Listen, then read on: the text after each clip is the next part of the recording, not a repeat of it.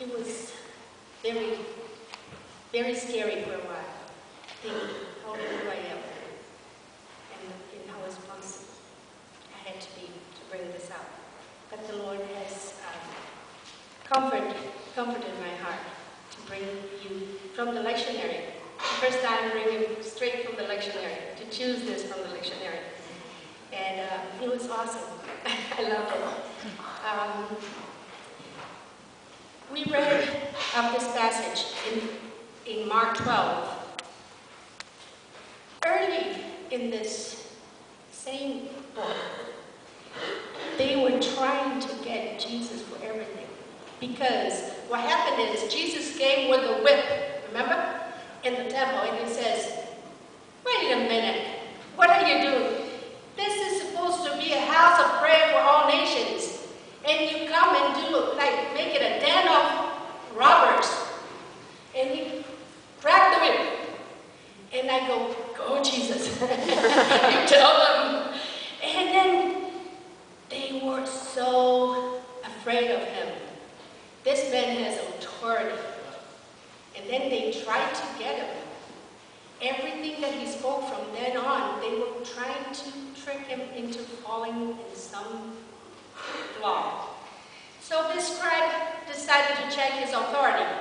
And he came with this fancy question. So, Jesus, what is the most important of the commandments?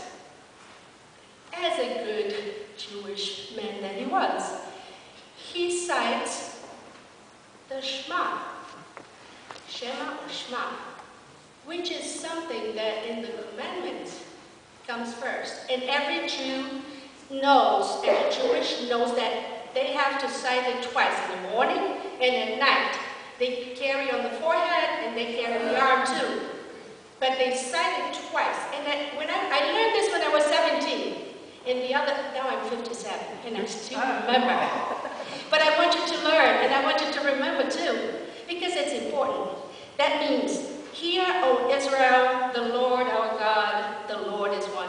You thought I went cuckoo reading in English and then you thought I was speaking in tongues. No, I wasn't. I was reading what Jesus said in Hebrew probably, because that's the Shema. Shema Yisrael, Adonai Eloheinu, Adonai Echad. Shema, Yisrael, O Israel, the Lord, Adonai, our God, Eloheinu, Adonai, the Lord is one. Can you repeat with me? Shema. Israel. Oh, you good. Adonai.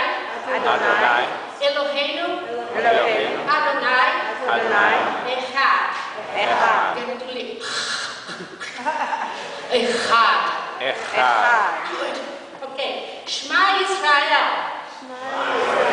Adonai Eloheinu Adonai. Echad.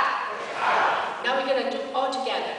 Shema Israel, Adonai Eloheinu Adonai Echad. Hear, O Israel, the Lord our God, the Lord is one. It's very important to know that He's one.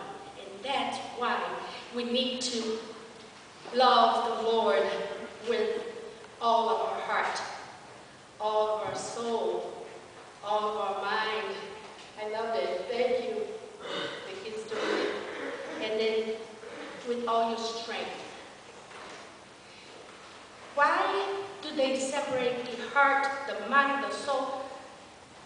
For the Jewish people, there's no separation of the heart and the mind and the soul and the body.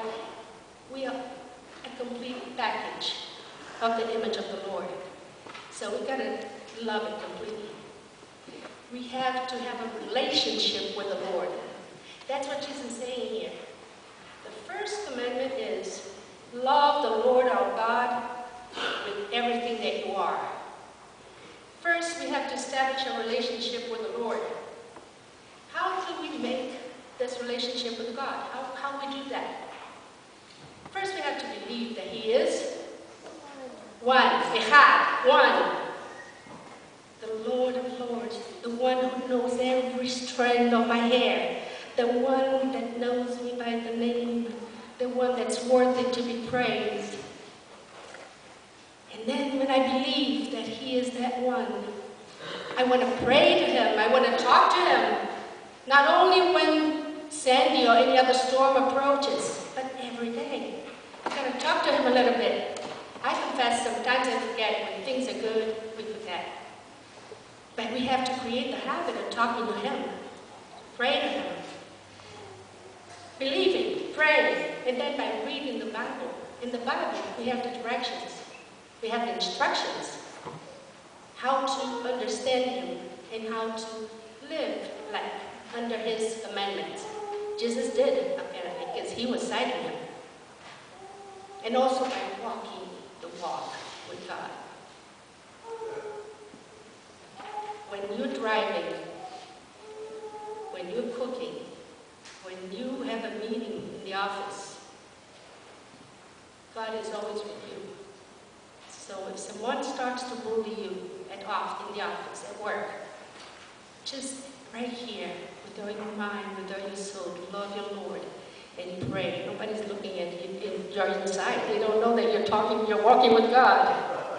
Just pray and say, God, help me out here. Bail me out. You never fail. You never fail. You never failed me yet. And then, Jesus didn't stop here.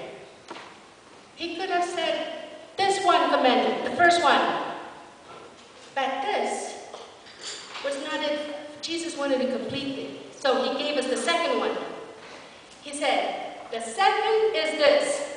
Love your neighbor as you're loving yourself. Now, we love ourselves good, don't we? When we look in the mirror, we want to make sure we look good. And we get used to what we look. I'll tell you a secret. This morning, last night I had to color my whites, my gray. So I used a color thing that made it so black that it was blue. Oh, what a disaster. And I said, well, how can I, just today that I had to be in front of everybody, my hair is blue. Well, how can I do? And then, look, I shouldn't care about me. I should care about you.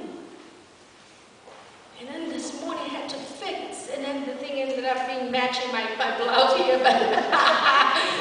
But it's not about me. It's about you. It's about the neighbor. It's talking about neighbor. The word neighbor in Portuguese is translated as próximo. That means the next. So they made it a noun. My next, my próximo, instead of my neighbor, because it's not the neighbor, the next door neighbor.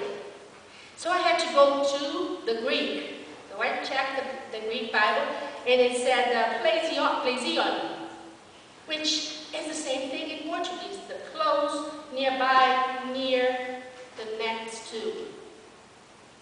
We have the same kind of noun in English when it comes to health care.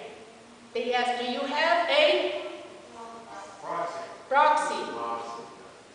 Your next of kin, your proxy, right? So, próximo is in Portuguese. That means that anybody that crosses my path is my neighbor. And I should love that person. But that gets complicated. Because, I'll tell you a story, I was walking in Chestnut Hill Mall. We were looking for a store there. And we couldn't find the store, even though Chestnut Hill Mall is so small. We couldn't find the store. So I asked this security guy, can you please show us the store? And I was with my friend Rhoda and her daughter Anastasia. And then he said, oh, it's right there. You see behind the little store over there? Can you see the symbol? That's the store. I said, oh, thank you, I love you. I said to that man, I love you.